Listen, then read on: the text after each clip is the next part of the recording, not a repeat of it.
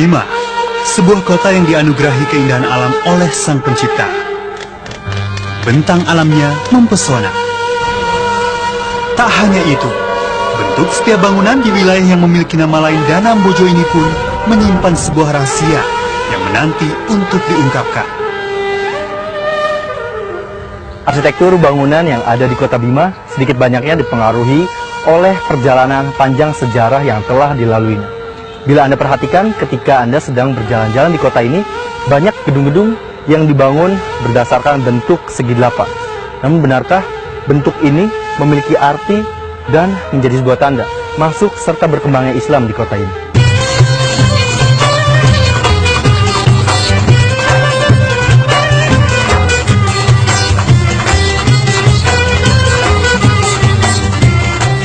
Bentuk segi delapan merupakan sebuah konsep pemahaman masyarakat Bima sejak dahulu dalam menentukan pemimpin mereka.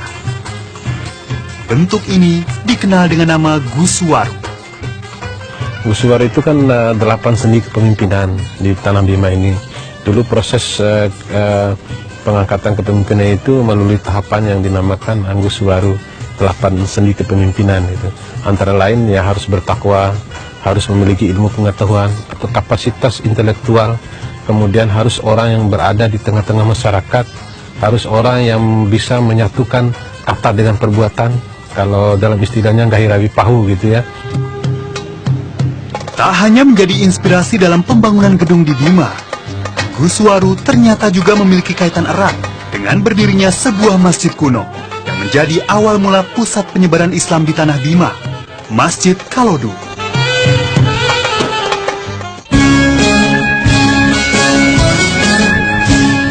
Pembangunan Masjid Kalodu berawal dari pelarian putra mahkota yang bernama Lakai untuk menghindari niat jahat sang paman Salisi yang ingin mengambil alih kekuasaannya. Lakai yang berencana mengambil alih tahta warisan ayahnya mencari bantuan dari para mubalik Sulawesi Selatan yang baru datang di wilayah Sape untuk menyebarkan agama Islam di Bima. Para mubalik pun menyetujui untuk membantu Lakai, namun dengan sebuah syarat. Lakai harus memeluk agama Islam dan membantu menyebarkannya di tanah Bima. Tanpa diduga, sang putra mahkota ini dengan senang hati memeluk agama Allah ini.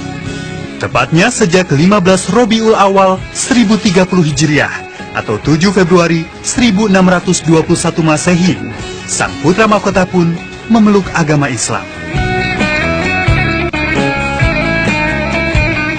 Bersama para pengikutnya, Lakai kemudian kembali ke daerah Kalodu untuk bersembunyi, menanti bantuan sekaligus melakukan syiar agama Islam.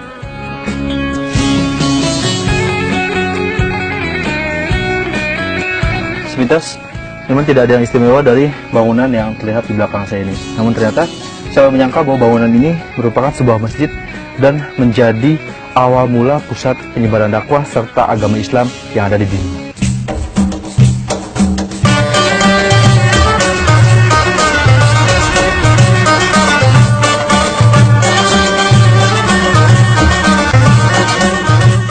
Masjid Kalodu ini dibangun dengan bentuk segi 4 sama sisi.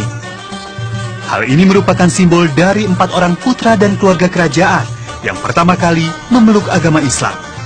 Konsep Guswaru yang dipadukan dengan ajaran Islam pun mereka terapkan di dalam bangunan masjid ini. Hal itu terlihat dari letak dan bentuk tiang-tiang di tengah masjid yang membentuk segi 8. Selain bentuknya yang dibangun berdasarkan perpaduan adat dan agama, satu lagi yang membuat masjid ini semakin unik adalah tidak adanya mihrab atau arah kiblat yang biasa ditemui pada sebuah masjid. Ya, itu semua bentuk kamuflase sebenarnya, karena kalau ada mihrabnya kan kelihatan gitu. Melainkan mereka membangun dengan pola bangunan yang kalau dalam bahasa Bima itu kan Guswaru. Ada 8 orang pendirinya kan, 4 serangkai teman-temannya Lakai itu atau Abdul Kahid dengan 4 mubalik yang dari Makassar itu. Karena tidak adanya mihrab, maka ibadah sholat dilakukan dengan panduan arah terbenamnya matahari. Masuknya waktu sholat juga mereka tentukan berdasarkan bayangan dari sebuah tongkat yang diletakkan berdiri tegak menghadap matahari.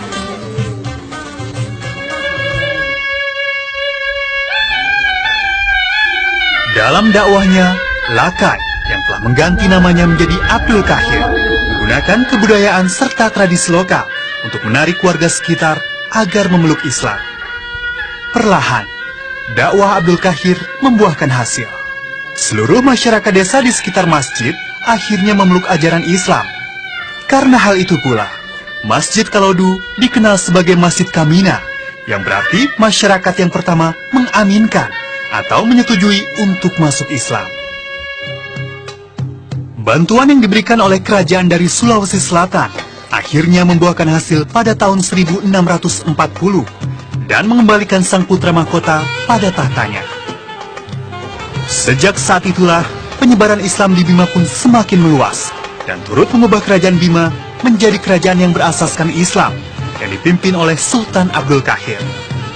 Semakin melekatnya agama Islam di Bima dapat pula terlihat dari lambang Kesultanan Bima yang berbentuk burung Garuda kembar. Hal ini menjadi falsafah kerajaan yang berdasarkan dui sila, yakni hukum adat dan hukum Islam. Masjid Kalodu kini masih berdiri kokoh dan telah menjadi cagar budaya yang dilindungi negara.